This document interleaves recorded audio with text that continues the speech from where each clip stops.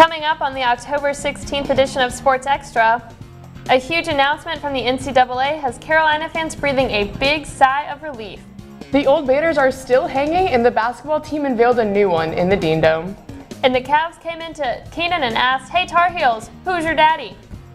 All that and so much more. Sports Extra starts right now.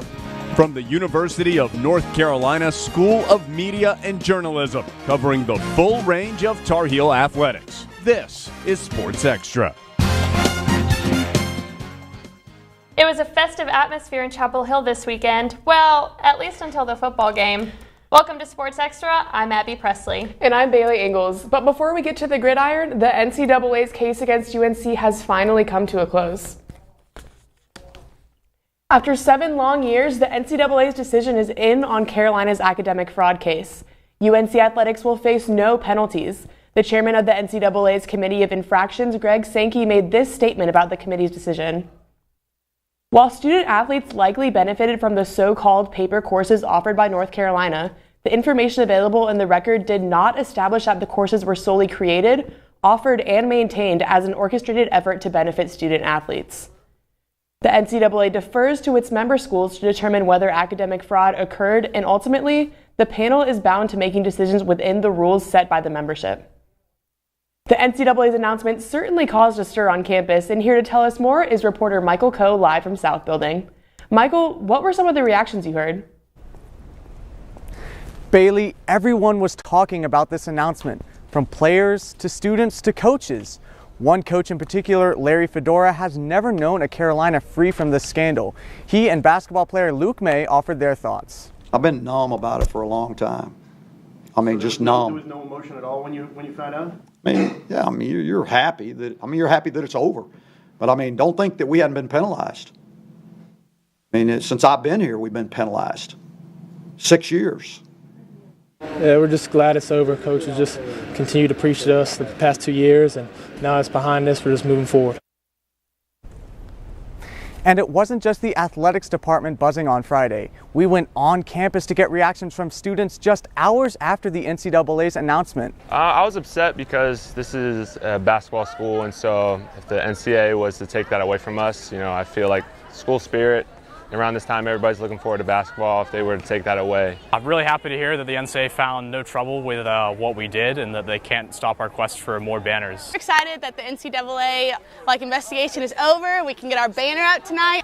Yeah, I was pretty excited. I wasn't really sure what was going to come, but seeing that we were basically completely free was kind of really relieving. So yeah, that one. And now that this nightmare of a scandal is over, let's take a look back at the timeline from 2010 to today.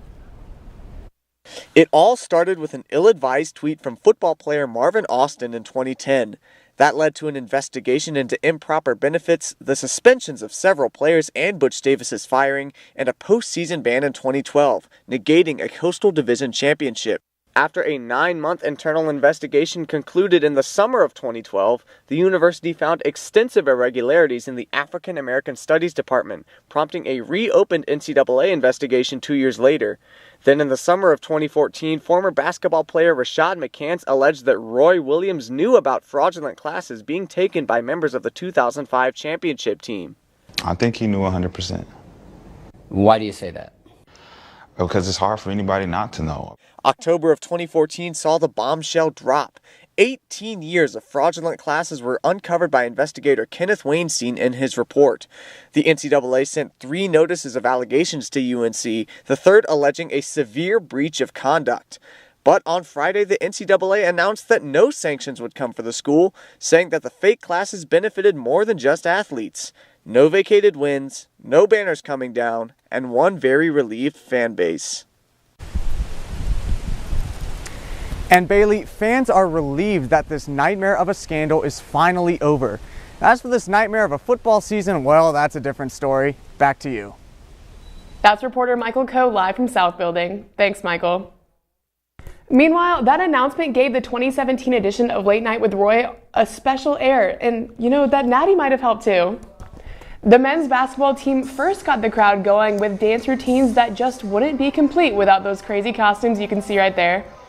And the fun continued when the guys tried to reenact some of the best plays in the history of Carolina basketball, including Michael Jordan's 1982 championship winning shot you just saw. And speaking of championships, the best moment of the night was the hanging of Carolina's 2017 national championship banner. It was definitely an emotional moment for the players as they reflected on what an incredible season they had. Fans are hoping this season is just as good.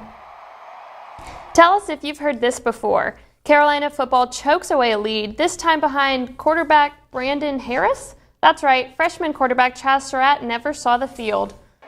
And the graduate transfer Harris struggled mightily, completing just 7 of his 18 passes for 46 yards and 3 interceptions, his second one on that deep pass intended for Anthony Ratliff-Williams. And then just before half, Virginia scored the first touchdown of the game on this 10-yard reception by Evan Butts. The Heels went into halftime with a goose egg, but then came Michael Carter. Carter took this handoff, cut to the outside, and in his own words, he took it all the way to the crib. 47 yards untouched to put Carolina up 14-10. And then came the drama. Down 6 with 3 minutes left, Malik Carney forced this fumble, which Cason Collins recovered and returned to the Carolina 40-yard line. But on 4th and 9, Brandon Harris attempted to scramble and got pulled down by what appears to be his face mask. Let's take a look at that replay. You can see the Virginia defender grab Harris's face mask, but ultimately no flag, and Carolina would lose 20-14. Coach, tell us how you feel. They felt like the quarterback in that situation was a runner, and he didn't feel like he grabbed the face mask. Doesn't matter what I think. A restrained answer there by Coach Fedora, but maybe football analyst Paul Beam can interpret it for us. Well, Abby, if my Coach E's to English dictionary is correct, he seems to be disagreeing with the referee's call, but in a way that I'm not totally comfortable repeating on camera, so I'm just going to go ahead and move on. Instead of talking about everything that went wrong on Saturday, which I could do for a very long time, I'm going to talk about all the good things that should make Heels fans excited for next season. And probably the biggest positive, at least on the offensive side of the ball, is the play of freshman running back Michael Carter. Carter was a big play machine on Saturday, gaining a career-high 157 yards on just 13 carries, which for the math challenged out there is more than 12 yards per carry. Carter also reached pay dirt twice in the game for the Heels. Carter has electrifying speed when he gets into the open field and has the ability to run tough between the tackles. I think Carter has a bright future in Larry Fedora's offense as a TJ Logan type back, and in time, he'll be one of the most crucial parts of Carolina's offense. The offense has a future star, but on the other side of the ball, some of the young guns on the defensive line look like they'll be ready to terrify opposing quarterbacks next season. Redshirt freshman defensive end Timon Fox showed excellent burst off the edge, getting to the quarterback and forcing a fumble. But he wasn't done there, as he sheds the tight end's block and clobbers the QB on this play right here. Sophomore defensive tackle Aaron Crawford said, "I'll get in on the act," as he swallows the QB whole with like a delicious midnight snack. And probably the Heels' best pass rusher, junior Malik Carney, made his presence felt, forcing the fumble that set up Carolina for a chance to win the game. I think the defensive line will be a strength for the Tar Heels next season. A lot of positives for the Tar Heels to take away from this game, but one thing that needs to be addressed was the fact that Brandon Harris at quarterback started ahead of a healthy Chaz Surratt. Here's what Larry Fedora had to say about it. Yeah, he had a better week in practice. He had a better week in practice. I thought he practiced really hard and made some good decisions in practice, and so decided to go with him. Was Chaz available? Yeah, he could have played if we needed him to. Abby, the quarterback battle might still be open, but I doubt we'll see Surratt again this season. After 2 bad performances against Georgia Tech and Notre Dame, I don't think Fedora wants to risk breaking Surratt's confidence any more than it already has been for, let's face it, a lost season. Makes a lot of sense. Making fans feel better about a terrible season. That's football analyst Paul Beam. Thanks, Paul. With 15 players out for the season, injuries have become a common excuse for losing among UNC fans. But players like Anthony Ratliff-Williams are working hard to change that narrative. Adrian Walker has more. The injury bug has bitten UNC football hard this season. Several key football players are out for the season, including senior wide receiver Austin Prohl, forcing other players to step up. We have a motto, next man up. It kind of sounds bad, but that's the nature of the game. Redshirt sophomore Anthony Ratliff-Williams has been one of those players to fill a vital role, converting to wide receiver after being the #1 high school quarterback in North Carolina. Switching over to receiver was probably the toughest thing, athletically wise, learning how to run routes, things like that. But being a quarterback helped me mentally knowing how to get out of breaks, things like that. Despite the change Ratliff-Williams has faced, he's proved to be a valuable asset to the offense. He's a dynamite player. He's becoming that guy on the offense, the go-to guy. He showed he can go up and get the ball, he can run past corners, he shows all the potentials to me. Ratliff-Williams has proved MJ right thus far, earning ACC Player of the Week honors in Week 2 and an outstanding performance against Louisville, returning 5 kickoffs for 199 yards, setting a single-game record at UNC. His 94-yard score in that game was his first career touchdown. Regardless of his individual success, Ratliff-Williams has remained humble. Not necessarily a lead wide out. There's a lot of guys in that room that's talented. A lot of guys have to step up, and they all know that. So, it's just whoever gets thrown the ball to, got to make that play, and everybody knows that. So, not really up so much as the top dog. Everybody makes plays. With players injured, the team hopes that more players like Ratliff-Williams will step up and make plays as the season progresses. I'm Adrian Walker, reporting. Ratliff-Williams will look to cause problems for the Hokies when the Heels visit Virginia Tech next Saturday. When Sports Extra returns, the Tar Heels are coming. The Tar Heels are coming. Not even Paul Revere could save BC from a Carolina onslaught. Well, Thomas, you've got prediabetes. But with more exercise and a change in diet, it can be reversed. I've tried exercising. It just makes me hungry for bacon. I love bacon, too. And who really likes to exercise? Not me. Me neither. Nobody. So we're good? What? Oh, you still have prediabetes. Big time. I adopted Bento in 2010 from a shelter. As it turns out, we have very similar personalities. And this cat makes me make art because he's always motivating me to take pictures of him, to draw pictures of him. He just is motivating artistically. It's just that simple. Well, he's my best friend, but a lot of people know him as Keyboard Cat.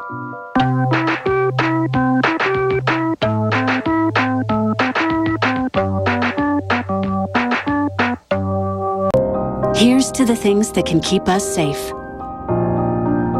And now, those that we carry with us everywhere will bring us wireless emergency alerts. With the unique sound and vibration, you'll be in the know, wherever you are. Morning, Gary. We are GetSchooled.com. You want a college education, don't you? Gary, financial aid forms. Biology homework, G. Picking a college, man. You and us go together like tacos and Tuesday. And I love tacos.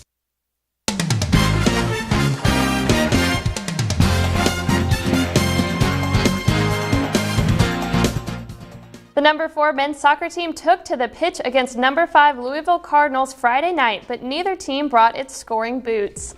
The first shot on goal didn't come until the 29th minute when UNC's Alan Wynn heads this one, but Will Myers swats it away to keep it scoreless. Mauricio Pineda gave Louisville a run for their money late in the first, but it wasn't enough as the defense prevailed.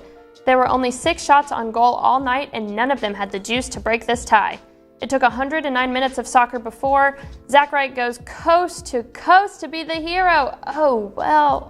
Not this time. The final score ends up 0-0.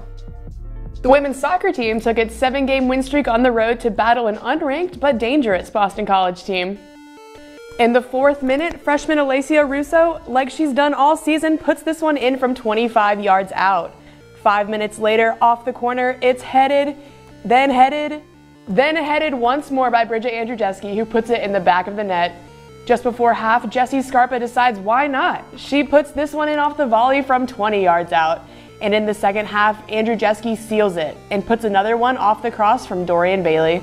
The Heels go on to win 4-1. As the women's soccer team continues its unbeaten streak, forward Alacia Russo has become a force to be reckoned with. Jonah Lossie has the story. Alacia Russo has scored 6 goals in the past 5 games for North Carolina. However, just a few months ago, she was playing professionally in England. She still has NCAA eligibility because she only received necessary compensation for her play. And Russo says she's loving her time at UNC. The mentality still being the same, if not even better. Each girl works for we work for each other. It was a big move for the 18-year-old, who had already built up quite the resume. She's played for Chelsea and Brighton and Hove Albion in England. She's also on the current U20 English national team. But she didn't have to make the move alone. Her national teammate, Lotte Wubbenmoy, came with her. Here they've just been so welcoming, and of course because they're our own age we can relate to them so well compared to being back home playing with, say, 30-year-olds at Arsenal. The pair met playing against each other and became friends through the English national teams. Wubbenmoy says Russo has been very impressive this season at North Carolina. Leslie's on fire. I think it's only been a matter of time. She's been performing well in England, but I think this has really been the volcano for her, and it's finally erupted. Coach Anson Dorrance traveled across the pond to recruit these two and said that they haven't skipped a beat since the switch to college soccer. Watching her play, it's like a senior captain coming in as a freshman. And that's exactly what we've seen from both of them. As Russo grows more comfortable, the more you can expect her to dominate. I'm Jonah Lossie, reporting. Russo and the Tar Heels are scorching right now, as they sit at 7-0 in the ACC with just 3 games remaining in the regular season. In front of an NCAA attendance record of 19,246 fans, the volleyball team faced Virginia Tech in the Dean Dome just before Late Night with Roy. After hitting 8 errors, the Heels dropped the first set 22-25, but in the second set, Taylor Leith took control with lethal kills to help Carolina win the second set 25-21. Leith finished with 17 kills in the match. UNC kept that momentum in the third set with this Phi Slamma Jamma kill by Holly Carlton, who recorded her 8th double-double. Heels cruised to victory, winning the fourth set 25-15 to beat the Hokies in 4 sets. Following their win in the Dean Dome on Friday, the Heels took their talents back to Carmichael Arena against Virginia on Saturday. Taylor Leith could not be contained in this one, recording 2 aces and 10 kills. Leith's power was on full display, as she absolutely hammered some of her spikes. Beth Nordhorn was also strong with 8 kills, including the one that iced the match for the Heels. This contest was never in question, as UNC improved to 6-2 in the ACC and 9-7 overall with the sweep. While one Carmichael squad season is in full swing, another team is just getting started. It's been 10 years since the Heels have made a Final Four appearance in women's basketball. Kaylee Padron tells us how things might be different this year. The Heels are just days into practice, and things are looking up for this season. I think we look good. We have some work to do. I think it's coming along pretty good. I mean, we have time to get all that together. The group's dynamic has been a key to quality practices and team development. Practices have been going great, and we do a lot of repetitive stuff, a lot of skill work, a lot of going through plays. Team chemistry is really great. We have done a lot of team bonding things this year. As we've gone, practices have gotten harder and harder, but the team finds a way to overcome them, so they look really good. The freshmen have so far exceeded Coach Sylvia Hatchell's expectations. I love the freshmen. They are learning, they're good, they're talented. With these freshmen on the roster, the Heels have gained in size and strength. Janelle Bailey is going to be a really, really strong inside player in the league. And then Jayla Murray, she is probably maybe a little better than I thought she was. Those kids are young, but they've got potential to be really, really good. With these key players, everyone is hoping for a Final Four appearance. Playing at Carolina is an honor, and it is. It's truly an honor to wear that uniform. But winning is a tradition. We've got a chance to have a really special season, and I'm excited about that. I'm excited about the potential of this team, and we just need a lot of people to come out and support them. We sure can use another national championship banner. In Chapel Hill, I'm Kaylee Padron reporting. The Lady Heels kick off their season November 1st with an exhibition against Wingate University. In field hockey, the Tar Heels took to the field Saturday versus the Louisville Cardinals, the first of 2 games this weekend. In the 23rd minute, the Heels got to work. Malene Everett tips in a penalty corner to open the scoring, but the Cards answered with only 5 minutes to go before halftime, tying the game. The second half would get even tougher for the Tar Heels as the Cardinals put this shot by the goaltender to take the lead. Carolina responded right back with a goal by Feline Gunther off a set play. But moments later, Louisville retakes the lead for good. Louisville takes this one 3-2. It was a slow start the next day against VCU. The Heels mustered only one shot in the first 10 minutes, but they finally break through on this goal by Marissa Creator. The Tar Heels added another goal on a set play. Malene Everett finishes it off just 2 minutes later. Carolina pushed the lead to 3 thanks to a beautiful play by Ava Vantehoek. The Heels added one more goal by Catherine Holland in the 53rd minute, more than enough for a 4-1 win in Richmond. When Sports Expert returns, UNC students are giving it the old college try on the pitch. It's me, Artie. Come see what I collected from the Creative Galaxy in my idea box. Transform your world. Will you help me make art? Before you throw it away, Hey, I have an idea. think outside the box. Go be amazing! Give your cardboard box another life. Recycle. Fancy pants peanut butter? A big screen television? You haven't even bought a sofa yet. A motorcycle? When your father finds out, he's gonna flip his shoes with 2 buckles? What do you even need 2 buckles for? Mr. Big Shot, buying whiskey shots for everybody in the bar. From the looks of it, I'd say nobody even remembers. Feed the pig. Connor is struggling in school. Finding lowest airfare to Istanbul. Why don't you understand me? I do. This is what it feels like for kids with learning and attention issues. Redirecting to understood.org. Hey, did you know that 2.4 million loving cats and dogs in shelters and rescues need our help to find a home? Go to theshelterpetproject.org and search your local shelters and rescues. Go for a cuddle with your next best friend. Adopt. As a parent, I think it's tragic that 1 in 5 children struggles with hunger right here in America. But there is hope. Visit feedingamerica.org to help. Together we can solve hunger. Together, we're feeding America.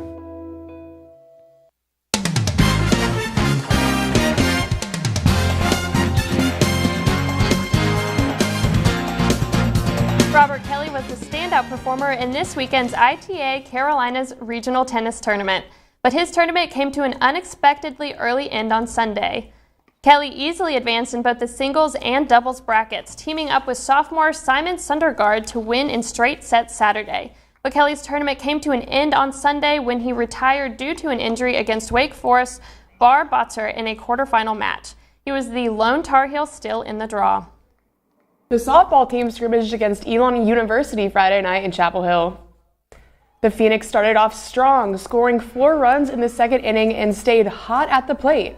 But the Lady Heels never surrendered. Down 5-6 in the bottom of the 6th, freshman Sierra Parkinson grounded out but brought in the tying run. In the bottom of the 7th, junior Katie Bailiff hit a walk-off single, hitting the Heels the 7-6 win against the Phoenix.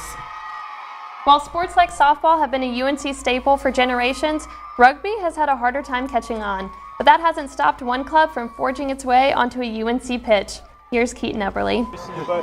UNC Rugby on 3. 1, 2, 3. UNC Rugby! Camaraderie, toughness, courage. Words used to describe the core values of the UNC Men's Rugby Club. Although UNC doesn't offer rugby as a varsity sport, this team represents the university as if it were a varsity sport. But for us as a men's rugby club, it's really and truly an honor for us to wear that Carolina badge over our hearts when we run onto the field on Saturdays.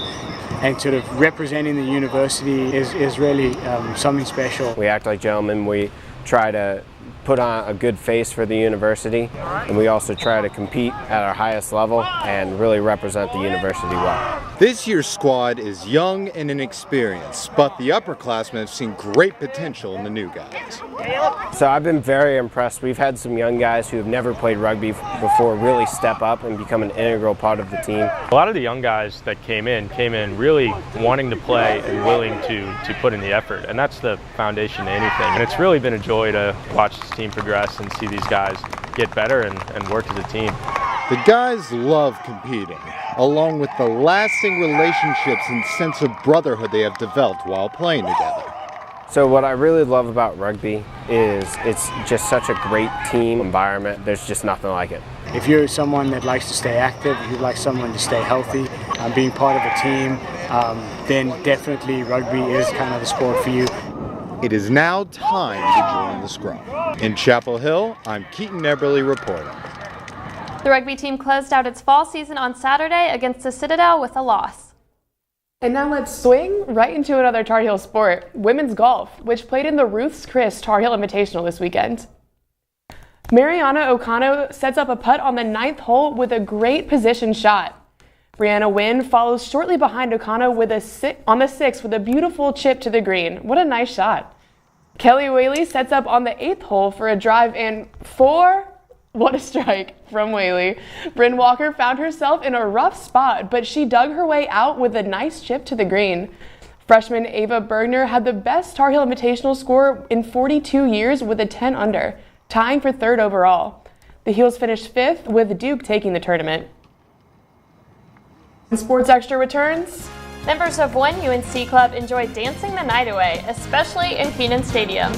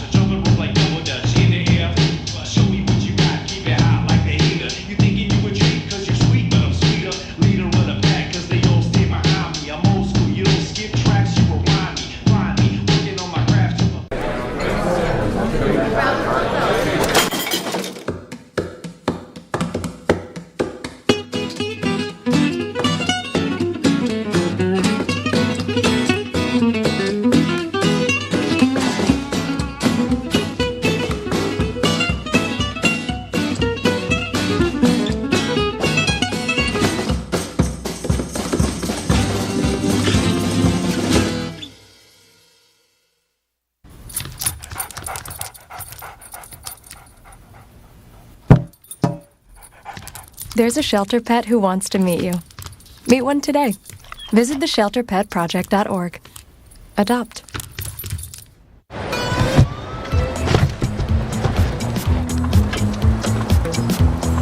It's a short ride from your neighborhood to your naturehood. To find a neighborhood park or green space near you, visit discovertheforest.org. I just moved in with this family, and it's embarrassing. The little one, he likes to go outside and crawl around in the giant litter box. I don't know what he's doing. Oh, poop already. You're making me nervous. Once there was a boy who did the same thing again and again. One day, he was told he had autism. He got help and slowly learned how to live with it better. Early intervention can make a lifetime of difference. Learn the signs at autismspeaks.org.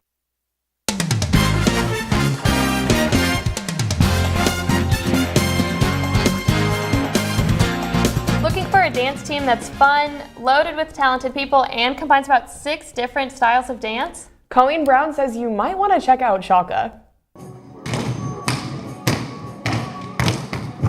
Chalka is a Bollywood fusion group. So what exactly is that? So we have like a film industry in India which is Bollywood, kind of like Hollywood.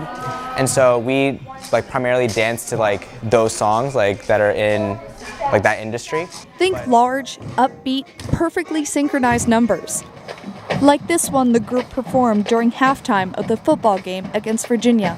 At least this year in our set we have classic Bollywood fusion, we have Indian classical, we have contemporary, hip-hop, Latin fusion, and Bhangra.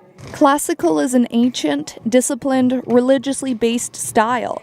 Bhangra is a high-energy folk dance with big movements, while contemporary is more free-flowing and emotional. There's a lot of intricate footwork, there's a lot of hand movement, there's also facial expressions.